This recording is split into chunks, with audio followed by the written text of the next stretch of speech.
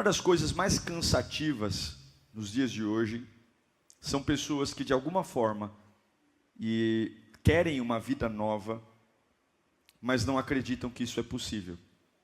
Pastor, isso acontece? Acontece. A pessoa busca uma vida nova, ela busca uma nova chance, uma nova oportunidade, mas quando alguém a desafia a essa nova vida, ela é a primeira a dizer que não é mais possível.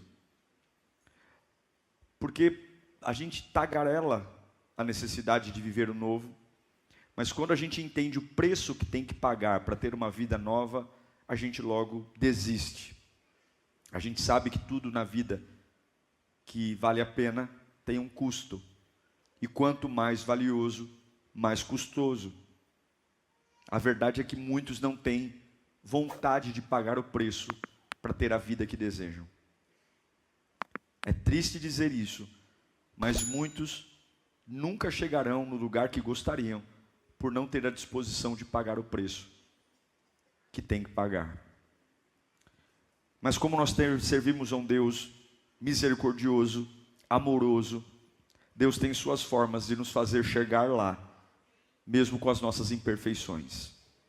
Abra sua Bíblia no livro do profeta Samuel, 1 Samuel, capítulo 7, versículo 3. O contexto dessa história que vou ler, Samuel, um grande profeta do Antigo Testamento, ele nasceu e cresceu dentro da casa do Senhor. Samuel, filho da Ana, que era estéril, e foi até o templo, orou, fez uma oração muito especial, ao ponto de que o sacerdote achava que ela estava bêbada. Daquela oração, ela toca o coração de Deus, e engravida, e diz que se Deus permitisse que ela engravidasse, aquele filho não seria dela, mas aquele filho seria entregue no templo, e não passaria navalha sobre o seu cabelo. Samuel cresce num templo, porém, numa fase muito ruim, onde o sacerdócio do profeta, sacerdote Eli, estava corrompido. Ele morava dentro de um templo, onde dentro do próprio templo, os filhos de Eli prevaricavam dentro do templo. Mas eu aprendi que Deus sempre traz pessoas boas para lugares ruins. Deus sempre leva pessoas com unção para lugares que não têm unção nenhuma. Portanto, não se assuste quando Deus começar a te usar e colocar você em lugares estranhos, porque é exatamente para você mudar esse lugar. Vamos à leitura então, 1 Samuel 7:3, diz assim, a palavra do Senhor. E Samuel disse a toda a nação de Israel: se vocês querem voltar-se para o Senhor de todo o coração, livrem-se então dos deuses estrangeiros e dos postes sagrados. Consagrem-se ao Senhor e prestem culto somente a Ele, e Ele os libertará das mãos dos filisteus. Assim os israelitas se livraram dos Balaíns e dos postes sagrados e começaram a prestar culto somente ao Senhor. E Samuel prosseguiu: reúnam todo Israel em Mispá, e eu intercederei ao Senhor a favor de vocês. Quando se reuniram em Mispá, tiraram água e a derramaram perante o Senhor. Naquele dia, jejuaram e disseram ali: temos pecado contra o Senhor. E foi em Mispá que Samuel liderou os israelitas como juiz. Quando os filisteus souberam que os israelitas estavam reunidos em Mispá, os governantes dos filisteus saíram para atacá-los. Quando os israelitas souberam disso, ficaram com medo dos filisteus e disseram a Samuel: não pare de clamar por nós ao Senhor nosso Deus, para que nos salve das mãos dos filisteus. Então Samuel pegou um cordeiro ainda não desmamado e o ofereceu inteiro como holocausto ao Senhor. Ele clamou ao Senhor em favor de Israel, e o Senhor lhe respondeu. Enquanto Samuel oferecia o holocausto, os filisteus se aproximaram para combater Israel. Naquele dia, porém, o Senhor trovejou com fortíssimo estrondo contra os filisteus e os colocou em pânico. Então foram derrotados por Israel. Curve sua cabeça. Senhor, é a tua palavra. Nós sabemos o poder que há nela. Sabemos a autoridade que há nela. Sabemos a força que há nela. Se a sua palavra me pegar, eu me levanto. Se a tua palavra me pegar, eu acordo. E eu te peço, Senhor, fala conosco. Fala como o Senhor tem falado, para que o meu coração incendeie, para que a minha alma acorde, para que os meus olhos enxerguem, para que a minha vida tenha sentido, para que eu saia da escuridão, para que eu saia das dúvidas, para que de fato a minha vida esteja no caminho certo, o caminho que me leva à vida. Tantas mentiras que o diabo tem dito, tantas conversas atravessadas, mas eu sei que na tua palavra há poder, e eu te imploro, fala conosco, fala comigo, Senhor, fala com a tua igreja, fala de um jeito como nunca antes, porque precisamos viver a tua vontade, Pai querido, em nome de Jesus. Esse é um tempo muito desafiador para Israel. Eles estão tendo que enfrentar uma batalha muito difícil. Sabe qual é a batalha mais difícil?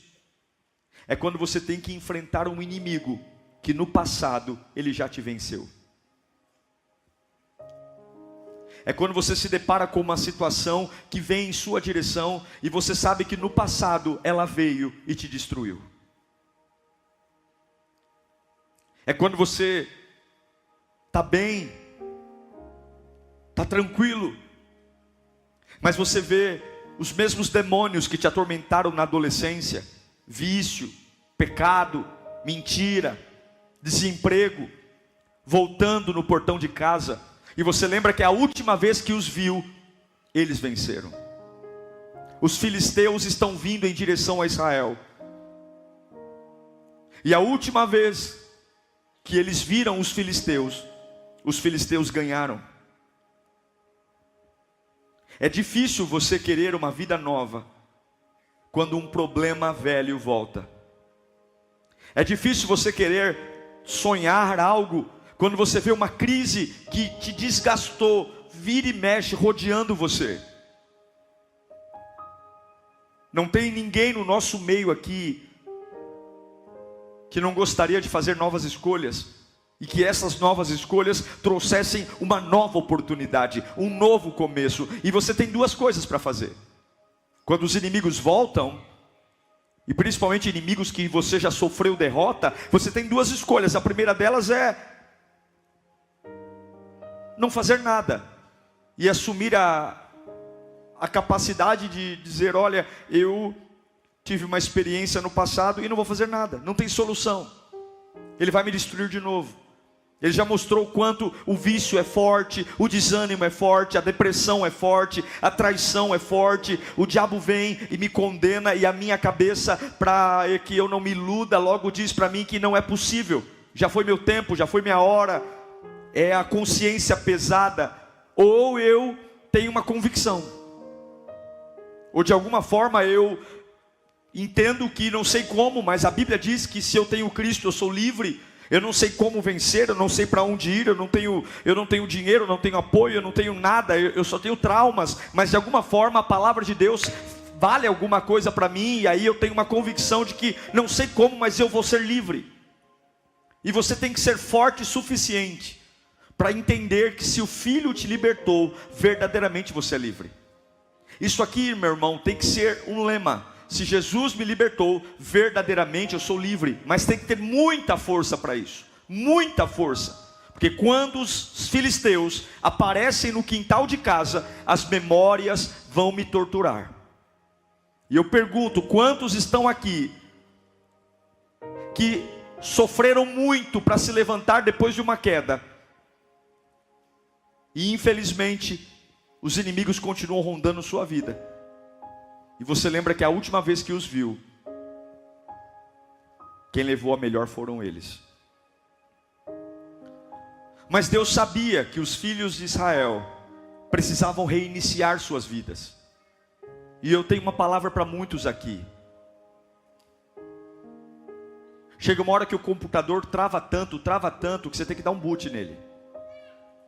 Chega uma hora que o Excel não abre, o Word não abre, que você tem que pegar o dedo e enfiar no botão e reiniciar tudo, correndo o risco de travar tudo. Chega uma hora que não tem como seguir em frente no ritmo que está tudo muito lento, está tudo muito devagar. Então chega uma hora que ou você reinicia a sua vida, ou você morre.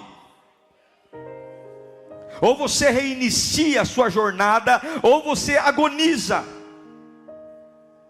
A geração de Samuel, a primeira geração, foi a geração de Eli, uma geração doente. Os filhos de Eli enfiavam colher no meio dos caldeirões de oferta, tinham relações sexuais dentro do templo. Ele é colocado naquele lugar por Ana, ele cresce ali, e Samuel é exatamente o novo começo que Deus queria dar para o templo. Encerrar uma era de prevaricação, uma era de pecado, uma era de levar o evangelho na brincadeira e levantar um homem capaz de reiniciar o evangelho, porque Deus sempre traz o melhor no meio da bagunça. Deus traz o melhor era Samuel. E onde ele põe Samuel? No meio de um lugar ruim, porque Deus não tem problema em fazer coisas novas. Deus não tem problema em, no meio do caos, fazer um reinício, um novo começo. Mas é preciso entender que Deus sempre está preparando coisas novas.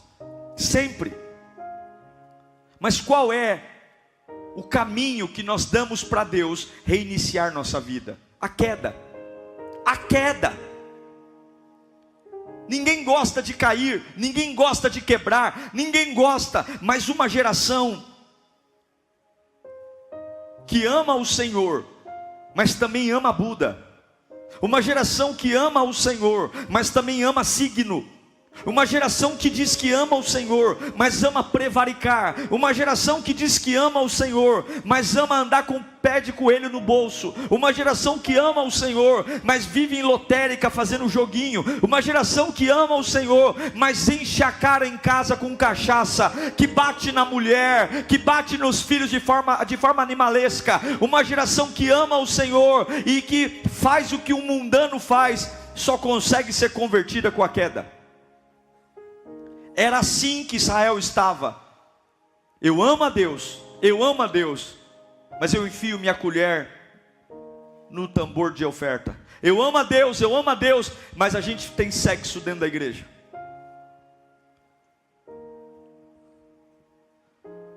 É difícil reiniciar por conta de uma praga chamada cultura. O que é cultura? É aquilo que eu estou habituado a fazer. O povo de Israel tinha uma cultura. Uma cultura. E o que é cultura? Cultura é aquilo que eu planto, é aquilo que eu sou, que eu faço. E quebrar uma cultura não é fácil. Culturas não se quebram facilmente. Culturas são coisas que grudam na gente e fazem parte do nosso dia a dia, do nosso estilo. É o tecido que está em nós, que veio da família que a gente mora, da empresa que a gente trabalha. Cultura são coisas difíceis, porque cultura é o que eu cultivo, é o que é importante para mim, é o que é fundamental, é aquilo que eu faço no meu dia a dia. Pessoas muito barulhentas e dramáticas não calam a boca facilmente. Pessoas violentas, acostumadas a bater, e tem a cultura de bater no outro, de agredir o outro, não se tornam pessoas calmas facilmente. Aqueles que são fofoqueiros, que têm a cultura de sempre falar da vida do outro, eles não se tornam pessoas de honra facilmente, porque existe uma cultura de falar da vida do outro, de julgar, e existem várias culturas. E o povo de Israel estava numa cultura de pregar culto a Deus, mas trazer ídolos, balaíns. E Deus está dizendo: eu preciso quebrar essa cultura, porque se eu não quebrar essa cultura, vocês não reiniciam. E se vocês não reiniciarem, a minha glória não vem, o meu poder não vem, porque eu os amo. Mas o que vocês fazem está matando, a cultura está matando. E como é que se quebra uma cultura? Com a queda. Como é que se quebra uma cultura? Com a queda. Os filhos de Israel se tornaram idólatras, apóstatas, e Deus começa a quebrar a cultura. E o que Deus usa para quebrar a cultura? Os filisteus. Os filisteus não vão enfrentar Israel só porque o diabo quer, não. Deus está liberando os filisteus para vir. Se você tem um parente viciado em droga, por mais que você o ame, e por mais que você tente fazer o melhor para ele, você não é capaz de fazê-lo mudar de cultura. Se você tem uma pessoa na sua família que tem o hábito de mentir, você pode aconselhar, mas o homem não tem o poder de quebrar a cultura de um outro homem. Só vai gastar saliva, não adianta. Mas Deus quebra a cultura. E como é que Deus quebra a cultura? Com um choque. Ele estremece o ambiente. Com a queda. Aí os filisteus vêm contra Israel.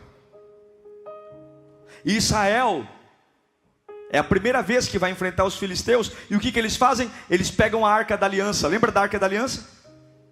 Eles pegam a Arca da Aliança, porque a Arca da Aliança simbolizava a presença de Deus. Então eles não estavam nem aí, que eles prevaricavam, que eles não louvavam a Deus direito, que eles serviam a Deus de forma meia boca. Eles pegam a arca, e eles já tinham visto outras vitórias do povo de Deus com a arca, e eles pegam a Arca da Aliança, uma caixa de madeira de acácia, revestida de ouro, com 2 querubins de ouro maciço sobre a tampa, com dentro da arca havia a vara de Arão, a tábua com os 10 mandamentos, o maná que simbolizava a provisão no deserto. Eles vão para a batalha, cheios de si, como muitos são, cheios de si. Deus me ama, Deus tem plano comigo, eu sou servo de Deus. E eles vão com a sua cultura de servir a Deus parcialmente, de amar a Deus do jeito deles. E assim como muitos hoje servem a Deus, servindo a Deus parcialmente, de uma forma mequetrefe, de uma forma falida, de uma forma sem entrega. Eu sirvo a Deus, mas eu mantenho a minha cultura. Eu sirvo a Deus, mas eu mantenho a minha forma de pensar. Eu sirvo a Deus, mas eu dou a Deus o que eu quero dar. E eles vão para a batalha. Porque se eu servir a Jesus um pouquinho, tá bom. Se eu obedecer Jesus um pouquinho, é o suficiente para eu vencer a luta, a angústia. E dessa vez eles vão levando a Arca da Aliança, e eles gritam diante dos filisteus: "Uá!" E para surpresa deles, preste atenção, Deus não faz nada. A arca estava presente, e naquele dia 30.000 soldados de Israel morrem.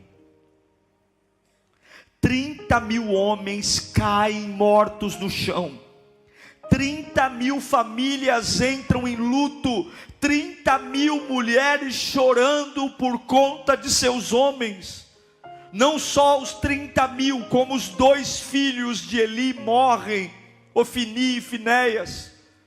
E quando o sacerdote Eli fica sabendo que a Arca da Aliança foi capturada pelos filisteus, ele era gordo, obeso. Quando ele fica sabendo, ele cai da cadeira, quebra o pescoço e morre.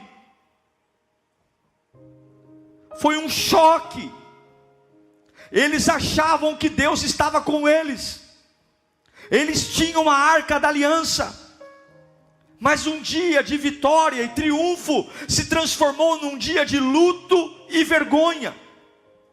Deus estava dizendo algo para Israel. Deus estava dizendo: eu preciso quebrá-los para voltar a usar vocês. Eu preciso quebrar a cultura, porque com essa cultura eu não consigo tocar em vocês, eu não consigo encher vocês, eu não consigo pôr meu espírito em vocês, eu não consigo fazer a minha glória transbordar em vocês. Eu preciso quebrá-los. Eu estou cortando a cabeça dessa velha cultura para colocar uma cabeça nova. Eu estou cortando esse novo pensamento, esse jeito de me cultuar, esse jeito de me adorar, esse jeito de me servir. A desgraça foi tão grande que a esposa de um dos filhos de Eli, a esposa de um dos filhos estava grávida. E quando ela fica sabendo que o marido morreu, que o cunhado morreu e que o sogro morreu, ela entra em trabalho de parto e ela chama o filho de Iacabô. Iacabô, que significa foi-se a glória de Deus. A glória se foi. Meus irmãos, nós não podemos usar a Deus numa velha cultura. Nós não podemos querer viver o melhor de Deus com uma velha cabeça. Nós não podemos querer viver a presença de Deus suavizando o que é sério. Nós não podemos querer nos encher de emoção num culto e sair por essas portas e não entender o que é evangelho, e nós entender que a comunhão com o Pai vem de uma mudança de cultura. Porque se alguns acham que dá para misturar nossas coisas com as coisas de Deus e tudo ficar bem, é um erro. Dá para conciliar meu vício, dá para conciliar o meu pecado, dá para conciliar minhas manias.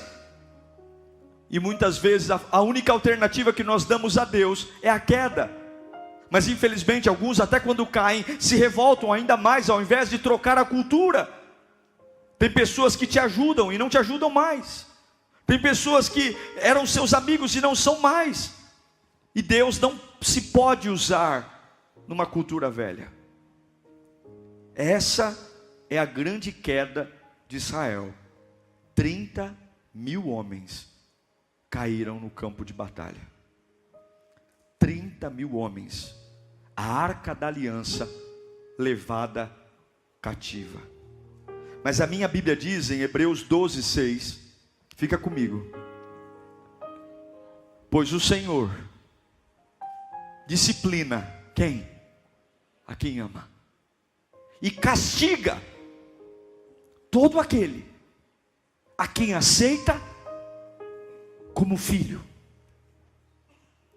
É como se ele falasse: porque eu te amo e sou seu pai, eu estou te castigando. Porque eu te amo. Porque quando Deus nos pega, já era. Quando Deus nos pega, Ele muda tudo. E eu sei que muitos de nós estão aqui hoje, sentados bonitinhos nesse culto, ou online, assistindo exatamente pela experiência da queda. Muitos estão aqui ouvindo esse sermão por conta da queda, por conta do susto, por conta da porta que fechou, por conta daquilo que estava de vento em polpa, e de repente o barco vira. Muitos encontraram a Deus por conta de um caos, de que eu realmente não sei mais o que acontece, mas eu não sou mais bom no que era antes, eu não tenho mais controle sobre o que eu faço.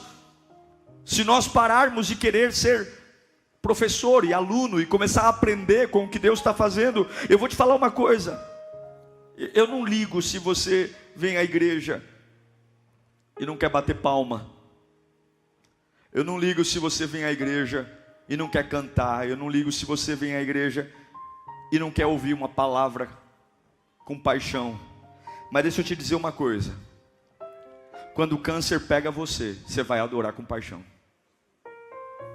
Vou te falar uma coisa: quando a tua casa estiver de cabeça para baixo, você vai chorar muito na hora da oração. Vou te falar uma coisa: quando você tiver mais dívida do que dinheiro, e você estiver a ponto de enlouquecer, você vai levantar as duas mãos e clamar por socorro. Você vai fazer isso. Quando você precisa de algo, você pula, você fala em línguas, você bate o pé, porque a queda nos aproxima de Deus.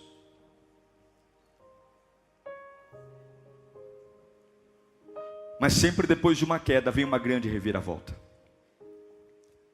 A Bíblia diz, escute aqui, que aqueles que não suportam o castigo de Deus, não é filho, é bastardo. Põe para mim Hebreus capítulo 12, versículos 7 e 8. Suportem as dificuldades, recebendo-as como disciplina. Deus os trata como filhos. Ora, Qual filho que não é disciplinado por seu pai? Qual? Se vocês não são disciplinados, e a disciplina é para todos os filhos, então vocês não são filhos legítimos, mas sim ilegítimos. Está dizendo, se você não aceita a disciplina, se você não aceita Deus quebrar sua cultura, sua forma de pensar, sua forma de viver, você não é filho, você é bastardo. Você não pertence a Ele. Pastor, eu não estou entendendo, porque eu vim à igreja para ter uma boa vida. Eu vim à igreja para os meus problemas serem resolvidos. Eu vim aqui, pastor, estou me esforçando, vim de longe. Peguei carro, metrô, ônibus. Eu vim para eu ter esperança. E o senhor está dizendo para mim que Deus, porque me ama, vai me castigar. Eu não quero castigo, eu já estou sendo castigado demais. Não, Deus não quer te castigar. Deus quer quebrar uma cultura. Porque sem essa cultura você não reinicia a sua vida. Sem a quebra dessa cultura, Deus não pode te usar. Sem a quebra dessa cultura, o velho vai estar em você. Deus tem que matar Ofinéias. Deus tem que 30 mil homens têm que morrer, para que agora o mesmo inimigo que os derrotou no passado volte. E por que Deus os fez quebrar? Porque Deus quer punir? Não, porque o povo é teimoso. Nós somos teimosos, nós não mudamos, nós somos frios, nós brincamos com as coisas de Deus, brincamos em servir a Deus, brincamos com a palavra, brincamos com o culto, a gente suaviza tudo, a gente não leva a Deus na prioridade, e Deus nos ama, e quem ama tem conversas sérias, quem ama não passa a mão na cabeça, quem ama confronta, quem ama mostra a verdade, quem ama prefere que o outro fique magoado com ele pela verdade, do que bater papo em alegria, debaixo da mentira. Quem ama disciplina, quem ama não espera o mundo disciplinar, mas disciplina em casa. O próprio Salomão manda usar a vara, e aquele que não é disciplinado é bastardo, e nós não somos bastardos. Nós somos filhos de Deus, amados pelo Pai, queridos de Jesus, herdeiros de Deus e co-herdeiros com Cristo, imagem e semelhança do Criador, povo eleito, nação santa, povo adquirido, povo que não é um erro, mas é um povo sonhado muito antes de existir a terra, o céu, o universo, um povo que é amado de Deus. Sim, meus irmãos, a ignorância provoca vítimas. Sim, a teimosia matou 30 mil pessoas. E agora vem Samuel, o mesmo inimigo que os derrotou e matou 30 mil homens, está de volta. E eu pergunto para você, o que você aprendeu com as últimas derrotas? É triste perceber pessoas que têm um rastro de derrota e não têm coragem de mudar suas vidas. E agora Samuel está lá. A última vez que eles viram os filisteus, 30 mil homens morreram, e agora o mesmo inimigo está voltando de novo. E Samuel diz, agora vocês querem um resultado diferente, vocês querem que algo mude, limpem. Peguem todos os ídolos que vocês têm, todos os balaíns, todos os postes ídolos, joguem fora, limpem, deixem tudo. Nós temos que limpar o lugar onde estamos. Não adianta você estar servindo a Deus e ter coisas estranhas na sua vida. Não adianta você estar querendo servir a Deus e ter coisas da vida velha na sua vida. Ah, pastor, mas eu tenho medo de jogar aquela imagem fora, eu tenho medo de magoar o meu pai, a minha mãe. Se você quer que o inimigo que já te destruiu antes seja derrotado, você tem que limpar a sua vida. Você não vence o cigarro, não vence a bebida, não vence o pecado, não vence a crise financeira, se você continuar fazendo as mesmas coisas com a cabeça velha. Já foi destruído uma vez, será destruído de novo. E agora tem um contraste. Nós lemos esse texto. Samuel diz, orem. A última vez que eles viram os filisteus, eles levaram a arca, achando que só a arca daria. Será que só a Bíblia debaixo do braço me faz vencer uma guerra? Será que só tomar ceia? Não faz, eles morreram, 30 mil homens. Mas agora Samuel diz, orem. Antes eles não oravam. Antes da primeira queda, eles não jejuaram. Antes da primeira queda, eles não colocaram os ídolos para fora. Antes da primeira queda, eles estavam ali fazendo gritos de crentes irresponsáveis. Mas agora eles estão limpando, estão orando, tudo porque agora eles estavam com medo. Medo porque o último inimigo estava de volta. Eu vou dizer para você, olhe para mim, o medo não é ruim. O medo é uma bênção, e existe uma razão de Deus ter colocado e permitido o medo na nossa natureza, porque o medo nos prepara para o pior. O medo antecipa aquilo que eu mais tenho pavor que aconteça. O medo faz eu ter na minha cabeça uma visão real daquilo que eu não quero viver. É o que Jó disse: o que eu mais temia me sobreveio, o que eu receava me aconteceu. E se você for sempre muito confiante, se você for sempre muito altivo, muito ousado, é muito provável que você não vença mais nada. E muitas vezes Deus permite situações de medo, para eu lembrar que eu não posso, que eu não tenho, que eu não consigo, e que eu preciso ir para a batalha com Ele. Eu preciso ir para a batalha com Ele. Eles estão com medo, mas eles vão com medo mesmo. Eles estão com medo, eles já viram aqueles inimigos os destruírem, mas eles vão orar. Eles vão orar com medo, eles vão jejuar com medo, eles vão clamar a Deus com medo, eles vão jogar fora tudo que não presta com medo. O povo olha para Samuel e diz para eles o seguinte: quando o filisteu chega perto, ele fala: olha, não cesse de orar por nós. Sabe o que eles estão dizendo? Samuel, ora por nós, porque o medo do passado está voltando, mas eu decidi limpar a minha vida, eu decidi agora ser diferente, eu decidi entender que aquela queda foi importante. Samuel ora, a Bíblia diz que Samuel pega um cordeiro que nem foi desmamado, ele imola aquele cordeiro, ele sacrifica, queima, e agora, porque a Bíblia diz que sem derramamento de sangue não há remissão, e quando a fumaça daquele cordeiro começa a subir, duas ferramentas aparecem ali. Fala comigo: fé e trabalho. Mais alto: fé e trabalho. A primeira queda não havia nada, só havia orgulho. Deus era um amuleto, mas agora, depois da queda, eles estão quebrantados.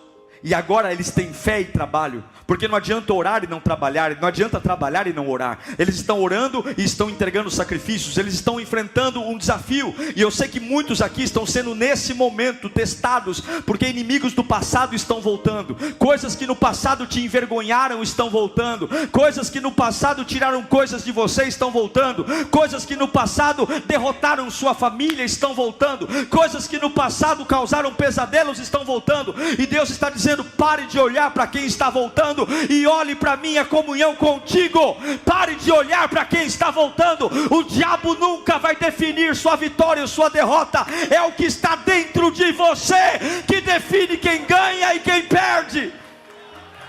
É o que está dentro de você, é o que está na sua vida. Não adianta pedir uma vida nova e ficar sentado. Não adianta pedir o agir de Deus e ficar sentado. Não adianta pedir um emprego e ficar sentado. Em algum momento você vai se dar conta que a vitória é a junção do trabalho com a fé. É a unção da fé de crer com fazer alguma coisa. E agora chega o grande confronto. E a Bíblia diz que quando eles estão ali quebrados, jogaram os ídolos fora, estão orando, jejuando, tomados de medo, a Bíblia diz que vem alguma coisa do céu. Deus sempre responde a um homem que se quebranta. A Bíblia diz que Ele não resiste a um coração quebrantado. Escuta aqui, levanta sua mão bem alto. Fala comigo: diabo, não é porque você estragou a minha primeira festa que a minha festa acabou. Fala mais alto: Satanás, não é porque você estragou a minha primeira festa que a minha festa acabou. Hoje é dia de reiniciar a vida aqui. Baixa as mãos. Eles estão com medo. O mesmo inimigo que acabou com a primeira festa está voltando, mas não vai ser igual. Fala comigo: não vai ser igual. É hora de confronto.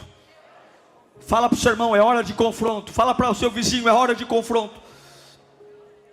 A primeira guerra eles se sentiam orgulhosos. A primeira vez que viram os filisteus, eles achavam que a arca venceria a batalha. Mas agora, depois da queda, eles estão humildes. Eles estão com medo, orando com medo, clamando com medo, jejuando com medo. Mas estão orando, clamando e jejuando. Então agora eles vão diante dos filisteus, não com orgulho, mas vão com humilhação. Não vão com altivez, mas vão marchando com a cabeça baixa, olhando para o autor e consumador da fé. E a Bíblia diz que Deus viu. O texto diz: Deus viu. Deus sempre está vendo. Deus sempre está vendo quando nós quebramos uma cultura. Deus sempre está vendo. E os filhos de Israel estavam se humilhando, se purificando, limpando seus corações, limpando a sua alma, prostrados diante do Senhor. E o Senhor foi à sua frente. A Bíblia diz que Deus foi à sua frente. É muito bom quando Deus está conosco, mas é melhor ainda quando Deus vai à nossa frente. É muito bom quando Deus está ao meu lado, mas é melhor ainda quando Ele se antecipa e vai na minha frente. E quando você se humilha, Deus não anda ao seu lado, Deus anda à sua frente.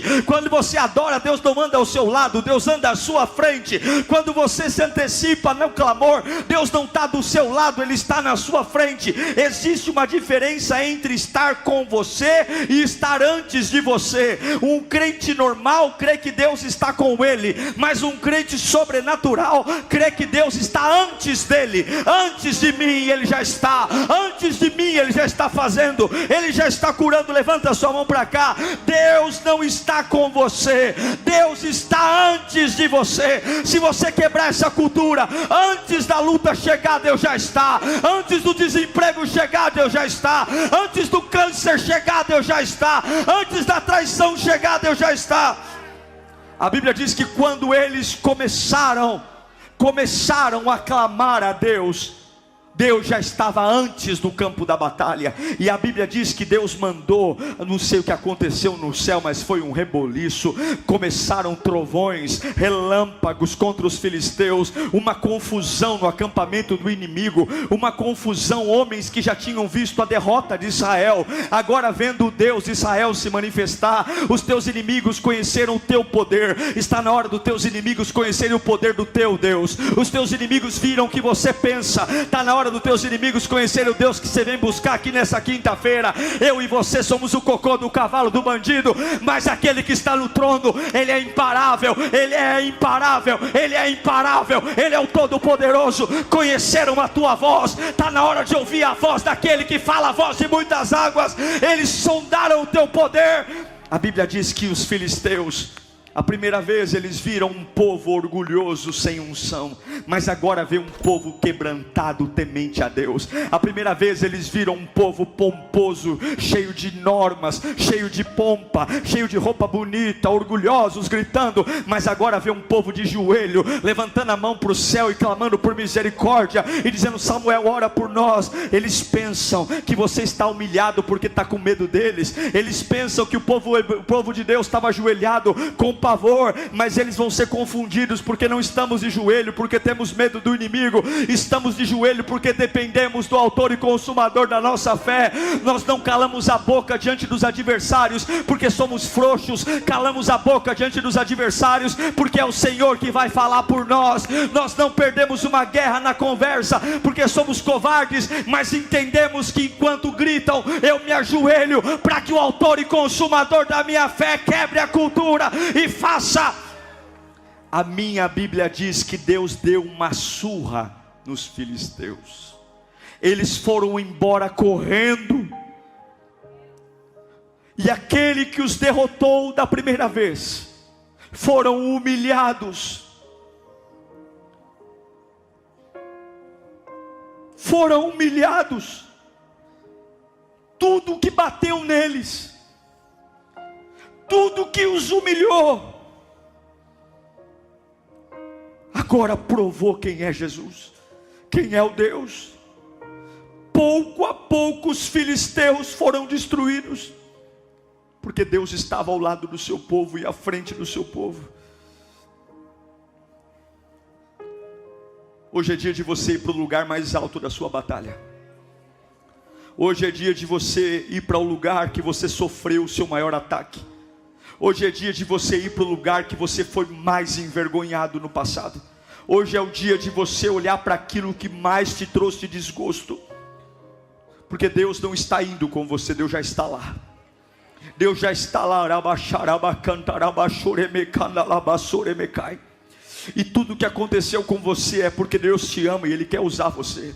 Tu, pastor, eu não entendo, eu tenho revolta. Pega essas revoltas, para de ser besta. Pega essas revoltas, deixa sair pela urina. Porque Deus não fez nada para te destruir. Eu e você que éramos bicho enjoado, eu e você que servíamos a Deus do nosso jeito, revoltados, nervosos, preguiçosos e totalmente pecaminosos. E Ele falou: eu vou deixar cair uns 30 mil homens, eu vou destruir os Ofni e Finéias, para lembrar que eu sou todo poderoso. Tem hora que Deus tem que fazer você cair para você voltar ao normal.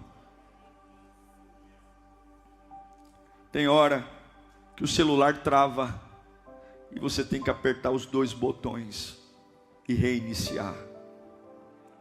Porque você não desliga tudo na sua vida agora para voltar ao normal. Por que você não desliga tudo?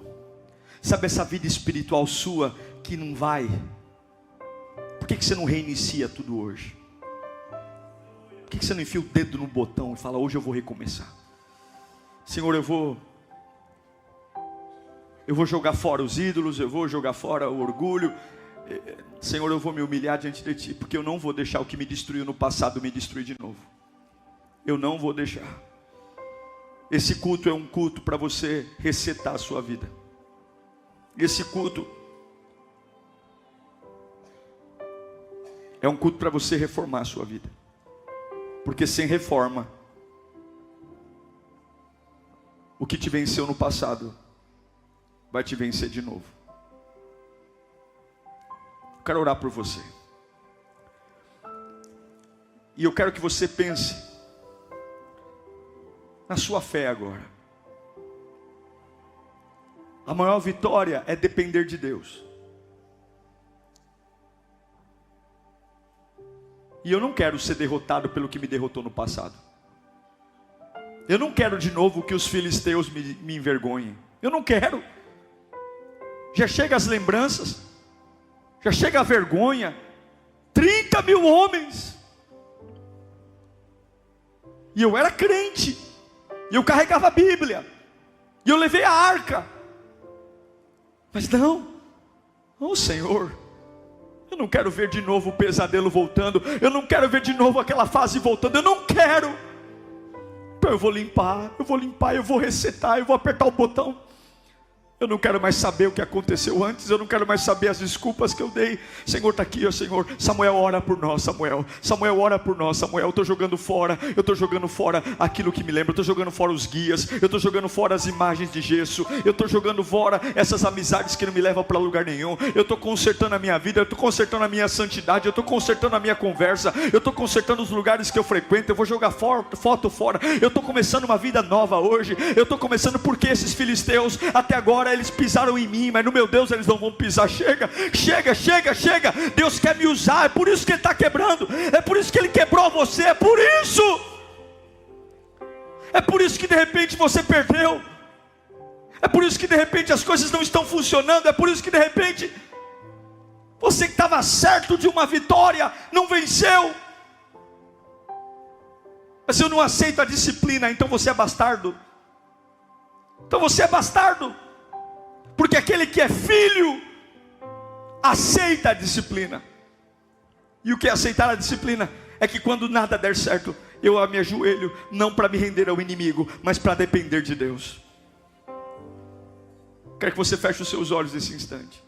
Curve a sua cabeça. O apóstolo Paulo diz: examine-se, pois, o homem a si mesmo.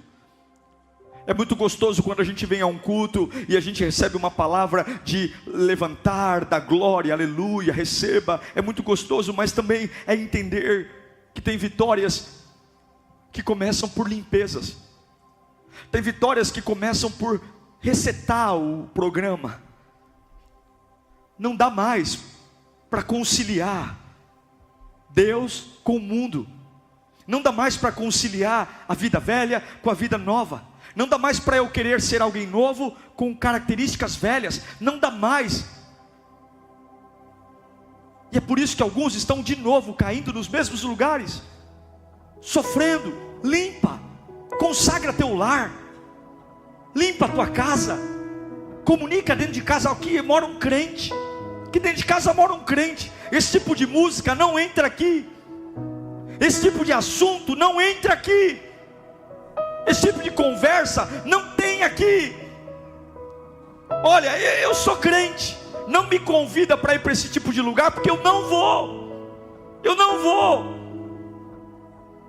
Não, por quê? Porque eu estou cansado de ser derrotado, eu estou cansado de viver marcado pela desgraça, eu estou cansado de achar que estou curado, e quando vem o passado de volta, eu caio. Eu estou cansado de me enganar, viver de fases, viver de temporada. Uma época do ano eu estou bem, estou maravilhoso, mas quando chega aquele mês fatídico, que eu lembro, e aí parece que o passado volta, o pesadelo volta. Chega! Deus está te quebrando para usar. Tem poder reservado para você, tem unção reservada para você, tem uma autoridade reservada para você, tem uma vida nova, uma vida que não tem nada a ver com o pecado dos outros, uma vida que não tem nada a ver com o lugar de onde você veio, uma vida, ele pecou, Ofni e Finéias pecaram, mas você é Samuel, você não é ele, você é Samuel, e Deus tem uma aliança nova para você. Teu pai e tua mãe erraram, teu pai fez bobagem, tua mãe fez bobagem, o lugar que você trabalhou fez bobagem, mas você é diferente, você é especial. Há algo vindo sobre a tua vida aqui hoje.